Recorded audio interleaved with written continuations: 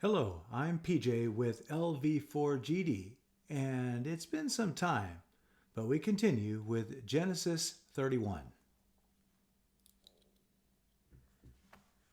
Now Jacob heard that the sons of Laban were saying, Jacob has taken all that was our father's, and from what was our father's he had gained all this wealth. And Jacob saw that Laban did not regard him with favor as before. Then the Lord said to Jacob, Return to the land of your fathers and to your kindred, and I will be with you. So Jacob sent and called Rachel and Leah into the field where his flock was, and said to them, I see your father does not regard me with favor as he did before. But the God of my father has been with me. You know that I have served your father with all my strength. Yet your father has cheated me and changed my wages 10 times. But God did not permit him to harm me. If he said, The spotted shall be your wages, then all the flock bore spotted. And if he said, The striped shall be your wages, then all the flock bore striped. Thus God has taken away the livestock of your father and given them to me. In the breeding season of the flock I lifted up my eyes and saw in a dream that the goats that mated with the flock were striped, spotted, and mottled. Then the angel of God said to me in the dream, Jacob. And I said, Here I am. And he said, Lift up your eyes and see, all the goats that mate with the flock are striped, spotted, and mottled, for I have seen all that Laban is doing to you. I am the God of Bethel, where you anointed a pillar and made a vow to me. Now arise, go out from this land, and return to the land of your kindred. Then Rachel and Leah answered and said to him, Is there any portion of inheritance left to us in our father's house? Are we not regarded by him as foreigners? For he has sold us, and he has indeed devoured our money. All the wealth that God has taken away from our father belongs to us and to our children. Now then, whatever God has said to you, do.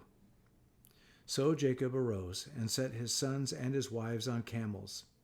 He drove away all his livestock, all his property that he had gained, the livestock in his possession that he had acquired in Paddan Aram, to go to the land of Canaan to his father Isaac. Laban had gone to shear his sheep, and Rachel stole her father's household gods. And Jacob tricked Laban the Aramean by not telling him that he intended to flee. He fled with all that he had and arose and crossed the Euphrates and set his face toward the hill country of Gilead. When it was told Laban on the third day that Jacob had fled, he took his kinsman with him and pursued him for 7 days and followed close after him into the hill country of Gilead. But God came to Laban the Aramean in a dream by night and said to him, Be careful not to say anything to Jacob, either good or bad. And Laban overtook Jacob. Now Jacob had pitched his tent in the hill country, and Laban with his kinsmen pitched tents in the hill country of Gilead.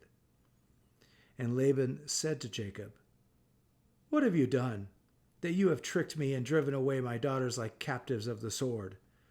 Why did you flee secretly and trick me, and did not tell me, so that I might have sent you away with mirth and songs, with tambourine and lyre? And why did you not permit me to kiss my sons and my daughters farewell? Now you have done foolishly. It is in my power to do you harm. But the God of your father spoke to me last night, saying, Be careful not to say anything to Jacob, either good or bad. And now you have gone away because you longed greatly for your father's house. But why did you steal my gods? Jacob answered and said to Laban, Because I was afraid, for I thought that you would take your daughters away from me by force. Anyone with whom you find your gods shall not live. In the presence of our kinsmen, point out what I have that is yours, and take it. Now Jacob did not know that Rachel had stolen them. So Laban went into Jacob's tent and into Leah's tent and into the tent of the 2 female servants, but he did not find them. And he went out of Leah's tent and entered Rachel's. Now Rachel had taken the household gods and put them in the camel's saddle and sat on them. Laban felt all about the tent, but did not find them. And she said to her father, "Let not my lord be angry that I cannot rise before you, for the way of women is upon me." So he searched, but did not find the household gods. Then Jacob became angry and berated Laban. Jacob said to Laban, "What is my offense? What is my sin, that you have hotly pursued me? For you have felt through all my goods. What have you found of all your household goods? Set it here before my kinsmen and your kinsmen, that they may decide between us 2. These 20 years I have been with you. Your ewes and your female goats have not miscarried, and I have not eaten the rams of your flocks. What was torn by wild beasts I did not bring to you. I bore the loss of it myself. For my hand you required it, whether stolen by day or stolen by night. There I was. By day the heat consumed me, and the cold by night, and my sleep fled from my eyes. These 20 years I have been in your house. I served you 14 years for your 2 daughters and 6 years for your flock, and you have changed my wages 10 times. If the God of my father, the God of Abraham, and the fear of Isaac had not been on my side, surely now you would have sent me away empty-handed. God saw my affliction and the labor of my hands and rebuked you last night." Then Laban answered and said to Jacob, "The daughters are my daughters, the children are my children, the flocks are my flocks, and all that you see is mine. But what can I do this day for these my daughters, or for their children whom they have borne? Come now, let us make a covenant, you and I, and let us be a witness between you and me." So Jacob took a stone and set it up as a pillar. And Jacob said to his kinsmen, "Gather stones." And they took stones and made a heap, and they ate there by the heap. Laban called it Yegar Sahadutha, but Jacob called it Galeed.